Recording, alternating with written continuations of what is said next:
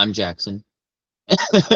I live in around Augusta, Georgia. I live on the South Carolina side of Augusta, Georgia, which, if you're not familiar with with the geography, Augusta basically is up against the Savannah River, which if you cross the river, you're in South Carolina. If you're across the other side of the river, you're in Georgia. So when I say Augusta, Georgia, that's just like the major metro that I'm in. I live on the South Carolina side. I do stuff on both sides of the river. I have some stuff I've done in Atlanta. I have stuff that I've done in Columbia, Savannah. Augusta is really just, for me, it's like a really great place to be as an investor because I'm like 2.5 hours from like 6 major metro areas. Like 2.5 hours or less. And so it's a great place for me to be as like an active investor because I can take a day trip to go visit properties in Atlanta, Savannah, Asheville, Columbia, etc. Right. So I really like being here. Most recently, like I've been buying like 2 to 3 houses a month, mostly in the Augusta area. And that's been like all year, using a combination of hard money and private money. Mostly as like quote unquote cash deals, using lenders, but cash as it gets written on the purchase agreement. I've bought sub twos, I've bought on seller finance.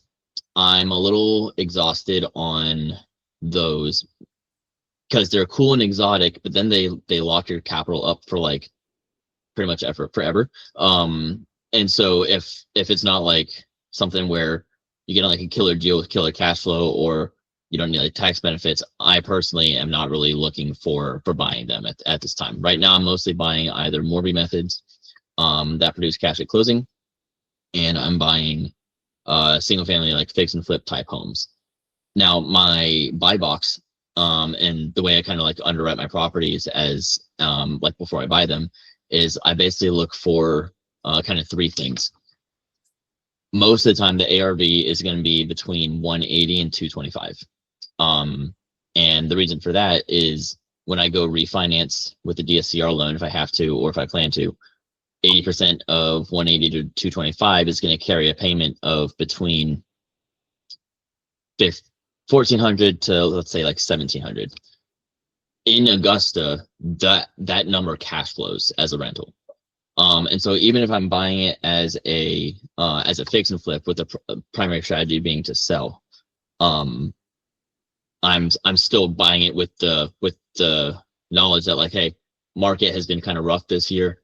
I've had properties that didn't pan out as flips and I had to refinance. And so around, I want to say kind of April of this year, I actually changed my buy box to be only things that will break even as a long-term rental, even if my plan is to sell them. And so that's my buy box kind of across the board. Obviously there's exceptions. I bought one 2 months ago that is going to do really well as a short-term rental based on its location. It's like a mile from the Masters golf course, where the Masters golf tournament is. And so that one won't break even as a long-term rental, but it'll kill as a short-term rental. Sure. And so I bought it as a flip. I'm not going to list it until May. It's done, but I'm not going to list it until after the golf tournament so I can make all my money.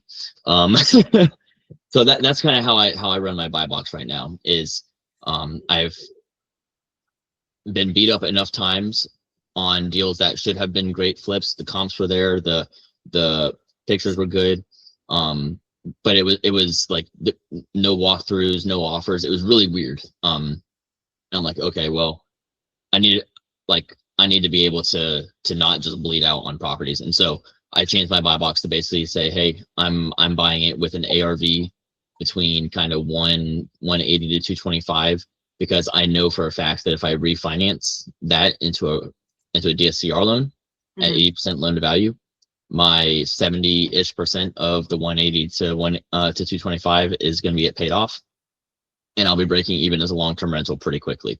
I've got a really solid property manager here in Augusta, and I've got a great one in like Fayetteville, North Carolina as well, which is where I have a bunch of rentals also.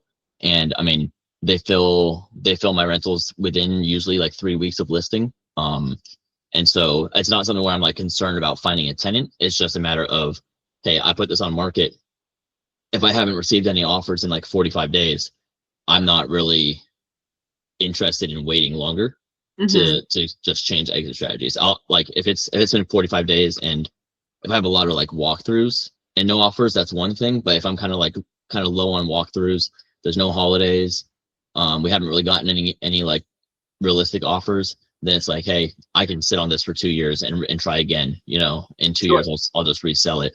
So I'm going to refinance as a DSCR right now to get ahead of that. So I'm not just like sitting there with a vacant house for 2 extra months.